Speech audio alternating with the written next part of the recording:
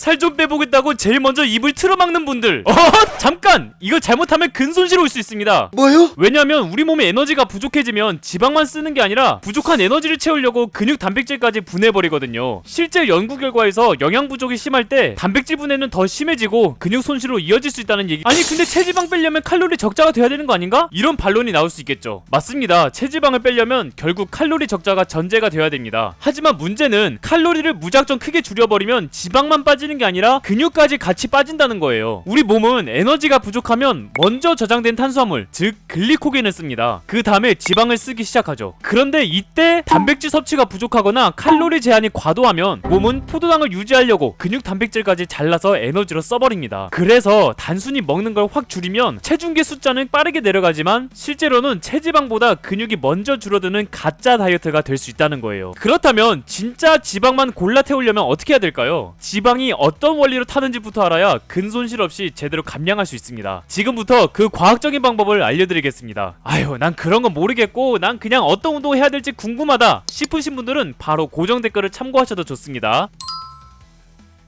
일단 먼저 우리 몸을 구성하는 지방부터 설명드리자면요, 지방세포를 잘 살펴보면 트라이글리세라이드라는 분자들로 이루어져 있어요. 트라이글리세라이드는 글리세롤과 유리지방산으로 이루어져 있죠. 지방을 연소시키려면 3단계를 거쳐야 되는데요, 우선 1단계는 분리단계입니다. 글리세롤과 유리지방산이 서로 붙어있는데 이걸 딱 잘라내서 강제 이별시켜야 지방이 분해될 수 있어요. 이렇게 잘려난 유리지방산이 혈액을 타고 근육이나 간 같은 조직에 도착해서 연료로 쓰일 준비를 하는 거죠. 그럼 이런 식으로 지방을 분해하려면 어떻게 해야 될까요? 이럴 때 2가지 요소가 꼭 필요해요. 바로 이와 호르몬과 HSL이라는 효소입니다. 물론 이 분야 전문가분들은 이거 말고도 지방 분해를 관여하는 다른 호르몬과 효소들도 있다는 걸 아실 겁니다. 그래도 일단 이번 영상에서는 가장 대표적이고 교과서적인 핵심 그림으로 설명해 드릴게요. 먼저 이와 호르몬부터 볼까요? 이와 호르몬은 우리 몸에서 에너지가 부족하다는 신호가 왔을 때 우리 몸에 쌓인 지방을 분해해서 꺼내 쓰도록 명령하는 호르몬입니다. 대표적으로 아드레날린, 성장 호르몬, 글루카곤 등이 있죠. 쉽게 말해서 이와 호르몬의 역할은 야, 저장해둔 에너지 꺼내서 써라 하고 지시하는 관리자 같은 역할을 하는 거예요. 그럼 HSL은 뭘까요? HSL은 호르몬 민감성 리파제의 약자인데 말 그대로 호르몬에 민감하게 반응하는 효소입니다. 바로 이 효소가 글리세롤과 유리지방산을 분해하는 역할을 하는 거죠. 우리 몸이 에너지 부족 신호를 보내면 이와 호르몬이 사령관처럼 지방을 꺼내라고 명령하고 집행자 HSL이 지방을 분해하는 역할을 하는 겁니다.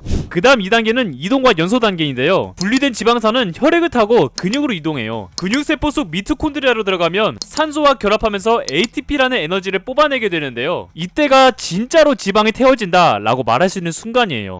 그리고 마지막 3단계는 배출 단계입니다. 지방이 에너지로 쓰이고 난 뒤에 남은 건 찌꺼기인데 그 찌꺼기가 바로 이산화탄소와 물이에요. 2014년 BMJ의 연구 결과에 따르면요, 10kg의 지방을 태우려면 29kg의 산소가 필요해요. 이 29kg짜리의 산소와 결합돼서 총 28kg의 이산화탄소와 11kg의 물로 나가는 거죠. 이게 29kg의 산소랑 결합돼서 이만큼이나 나가는 거예요. 그래프를 보시는 대로 지방이 분해되고 나면 약 84%는 호흡을 통해 이산화탄소로 나가요. 그 다음에 나머지 16%는 땀이나 소변 같은 수분 배출로 나가는 거죠. 이걸 보면 알 수 있다시피 체중 감량의 주된 배출기관은 폐라고 할 수 있는 겁니다. 그래서 추가로 하나 더 부연 설명하자면 우리가 땀을 많이 흘린다고 해서 그게 지방을 많이 태우고 있다는 증거가 되지 못합니다. 다시 말씀드릴게요. 우리가 땀을 많이 흘린다고 해서 그게 지방을 많이 태웠다라고 볼 수 없는 거예요. 왜냐? 땀은 그저 체온 조절하려고 나올 뿐이지 에너지 대사랑 직접적인 관련이 없어요. 그렇게 따지면 무더위 여름에 모든 사람이 다 날씬한 몸매를 가져야죠. 근데 그렇지 않잖아요, 현실은. 그래서 지방이 태워지고 있다는 명확한 증거는 땀이 많이 나는지 여부가 아니라 우리가 숨이 찰 때입니다. 좀 전에 그림에서 보시다시피 지방을 분해하면 이산화탄소로 많이 배출된다고 했잖아요. 물론 지방이 땀으로 배출되는 부분도 있긴 합니다. 하지만 오히려 땀만 흘리고 숨이 별로 안 차다, 이게 산소 소비가 별로 없다는 거라서 지방을 별로 못 태웠을 가능성이 높습니다. 자, 그럼 여기까지 지방이 분해되고 배출되기까지 총 3단계로 살펴봤는데요, 여러분이 지방이 연소되는 과정을 쭉 보시다시피 지방이 없어지려면 2가지 조건이 필요합니다. 바로 에너지 부족 신호와 산소 소비, 이렇게 2가지예요. 1단계인 지방 분리 단계에서 에너지 부족 신호가 와야 이와 호르몬이 작동하고 HSL이 지방 분해를 하죠. 그리고 3단계 지방 배출하는 단계에서 지방이 산소와 만나 이산화탄소를 배출한다는 것까지 같이 확인했죠. 그럼 이 2가지 조건에 맞추려면 우리가 어떤 걸 실천해 볼 수 있을까요? 다음 내용에서 확인해 보시죠.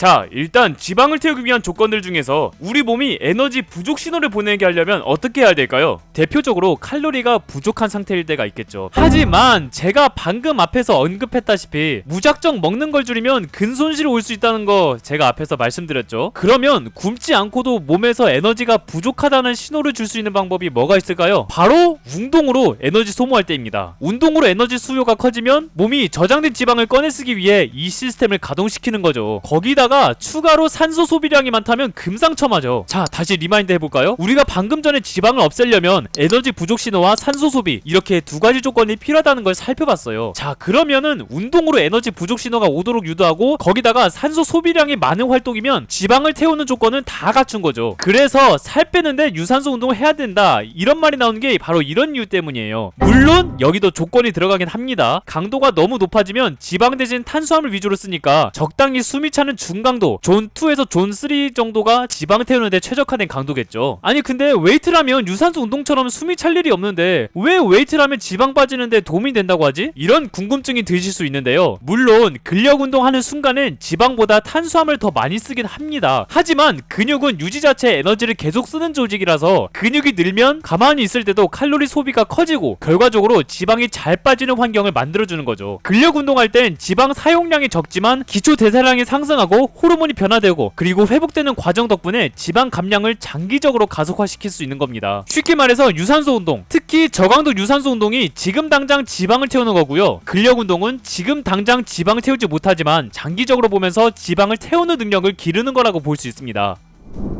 자, 그러면 유산소 운동하면 대표적인 운동 있죠. 헬스장에서 할 수 있는 걸 위주로 골라본다면 사이클, 러닝머신, 천국의 계단, 이렇게 꼽아볼 수 있겠죠. 이 세 가지 운동 중에서 어떤 게 가장 좋을지는 여러분의 신체 조건과 운동 역량에 따라 다를 수 있어요. 그렇다면 이 운동들은 각각 정확히 어떤 장단점을 가지고 있을까요? 그리고 이 중에서 가장 효율적으로 지방을 태우고 체력을 길러주는 진짜 최고의 선택은 무엇일까요? 다음 영상에서 하나하나 비교해드리겠습니다.